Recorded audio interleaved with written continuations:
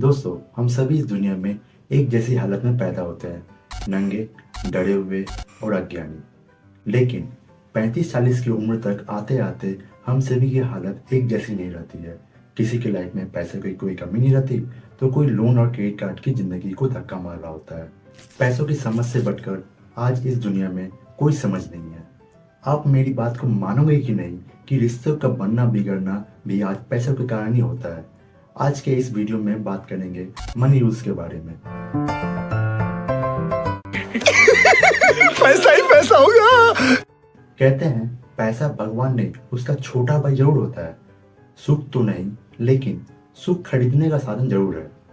आज आप हमारे चारों ओर अगर देखो, सोशल मीडिया पर खासतौर सनसनीखेज से ये पता चल रही है कि तुम अमीर बन सकते हो, फिट हो सकते हो, जवान दिख सकते हो, सेक्सी बन सकते हो। ये क्रीम आपको गोरा बना सकती है। आप 20 साल छोटे दिख सकते हो। बिना किसी मेहनत के रातों रात करोड़पति बन सकते हो। आज सारी दुनिया आपको करोड़पति बनाने पर तुली है। फेसबुक, इंस्टाग्राम, कुछ भी खोल लो, आज सभी आपको पैसे कमाने की तरीका बता रहे हैं। और कोई तो कोई आपको धमकी भी दे रहा है कि क्यों नहीं आप बन रहे हो करोड़पति। इतना फिक्र तो शायद आपके माँ बाप भी नहीं करते होंगे जितनी कि इन लोगों ने कर रही हैं। लेकिन मैं आज अपने एक्सपीरियंस से आपको बता दूं कि फटाफट अमीर बनो वाली किसी चतुर चालाक योजना से कभी भी आपका परमानेंट सक्सेस नहीं बन सकते हैं। आज की इस वीडियो में पैसों को लेकर 3 ठोस बातें करूंगा। अगले सिर्फ 1 साल इनको फॉलो कर लीजिए, पैसों का प्रॉब्लम्स काफी हद तक सॉल्व हो जाएगी।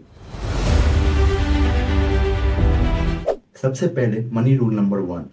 ध्यान से सुनिए। आज की डेट में जिससे भी मिलता हूँ यही पूछता हूँ कि आजकल आप क्या कर रहे हो, क्योंकि जब पिछले बार मिले थे तो ये जरा कुछ और कर रहे थे।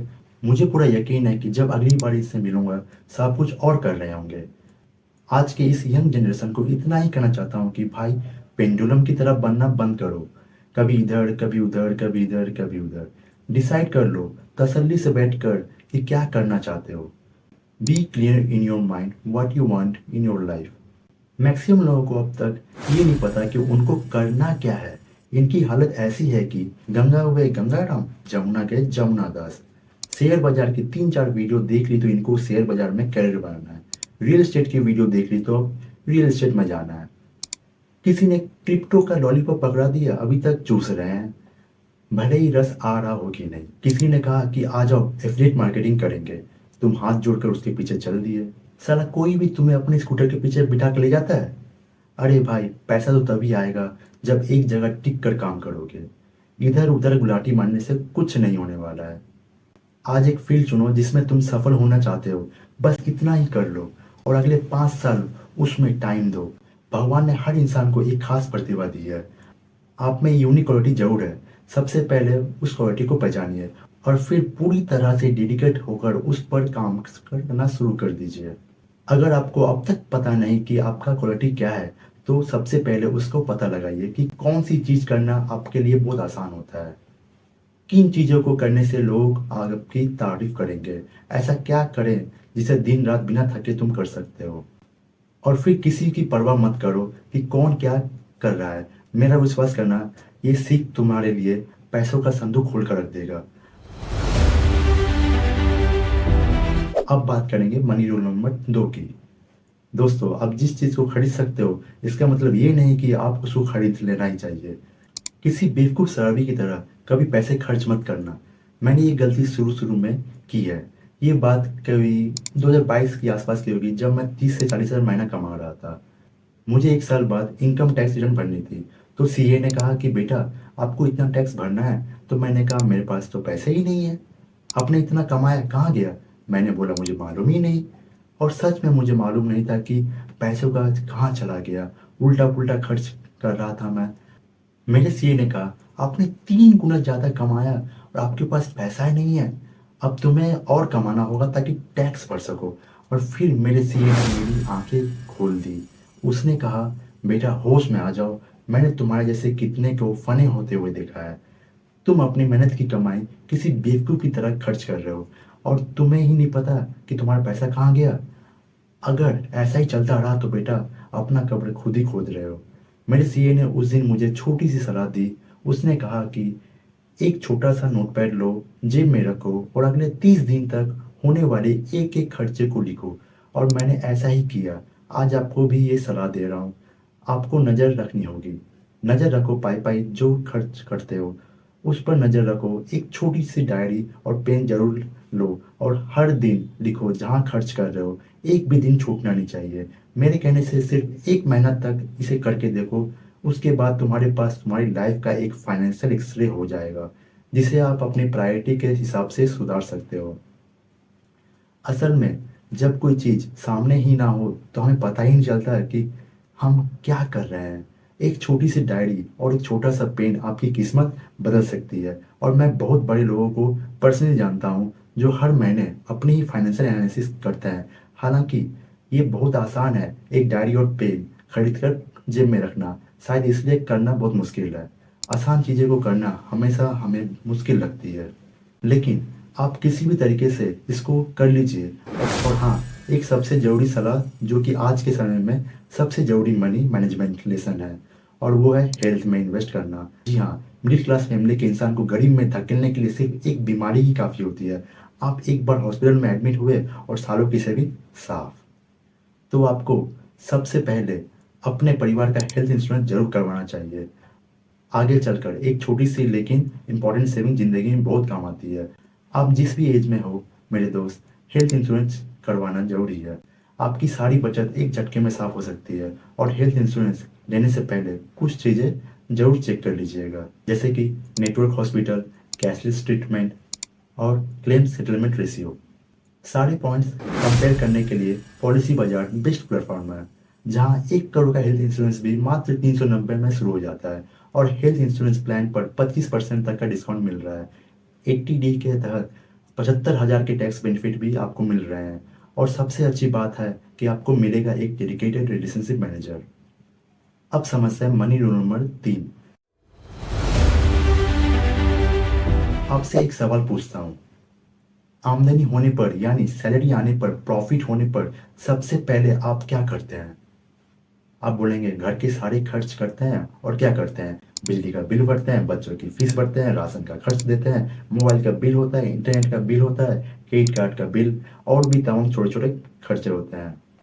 इसका मतलब सैलरी या प्रॉफिट होते ही आप सबसे पहले अपने महीने का खर्च निपटा देते हैं, करेक्ट? अब आपसे सवाल यह है कि फिर इन्वेस्ट कब करते हैं? तो आप कहेंगे खर्च करने के बाद जो बचता है, और अगर बचता है तो इन्वेस्ट करते हैं। तो सबसे पहले इसको ठीक करना बहुत ज़रूरी है। साथियों, आप जो फॉर्मूला लगा रहे हैं वो income minus expenses equal to investment है। हाँ, ये फॉर्मूला ही गलत है। आज से फॉर्मूला कर दीजिए change. Income minus investment equal to expenses. यानी आपकी कमाई पर पहला हक खर्चों का नहीं, इन्वेस्टमेंट का होना चाहिए।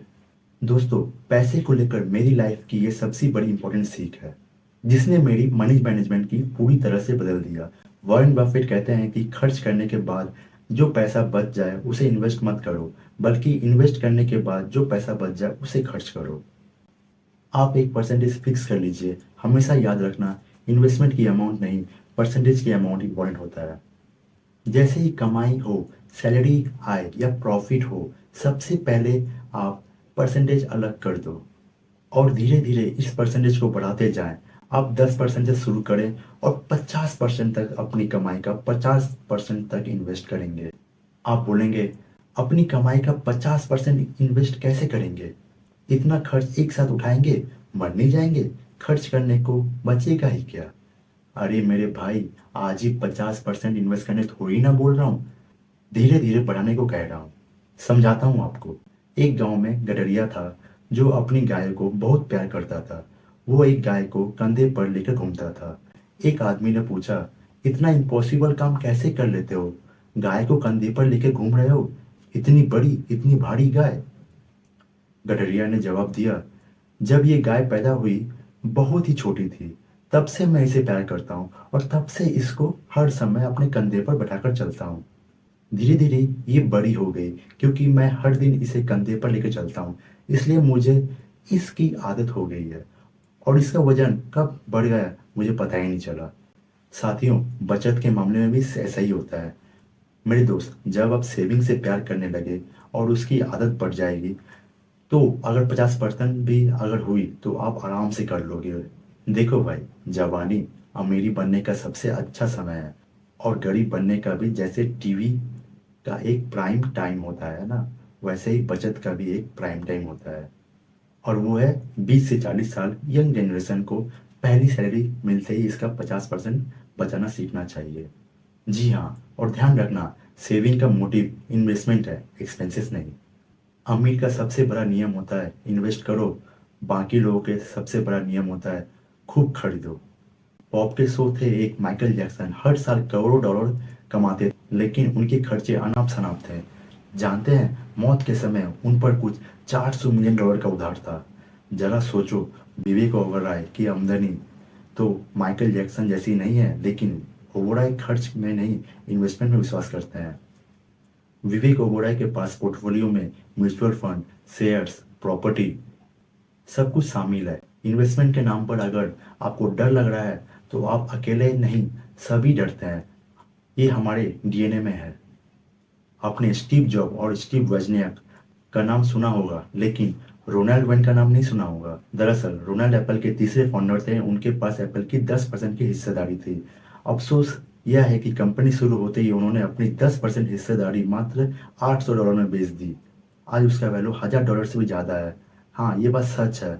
याद रखना, आदमी कमाई से नहीं बल्कि बचत और उसे फिर इन्वेस्ट करने से अमीर बनता है। एल्बर्ट आइंस्टाइन कहा करते थे कि चक्रवृद्धि ब्याज इस संसार का 8वां अजूबा है। जो इसे समझ लेता है इसे कमाता है, और जो इसे नहीं समझ पाता वो इसे चुकाता है। तो दोस्तों, ये थे आज के 3 इंपॉर्टेंट मनी रूल्स। इसको अप्लाई करके अपनी ज़िंदगी में आपकी फाइनेंशियल हेल्थ बहुत ही अच्छी हो सकती है। साथ में अपनी फिजिकल हेल्थ का भी ध्यान रखने के लिए हेल्थ इंश्योरेंस जरूर करवा लीजिएगा। इस वीडियो को अगर पसंद आया हो तो फॉरवर्ड कर दीजिए, शेयर कर दीजिए और चैनल को सब्सक्राइब कर दीजिए। अगले किसी दिन और वीडियो के साथ फिर मैं मुलाकात होगा आपके साथ। तब तक के लिए अपना स्वास्थ्य का ध्यान रखिए। Thank you.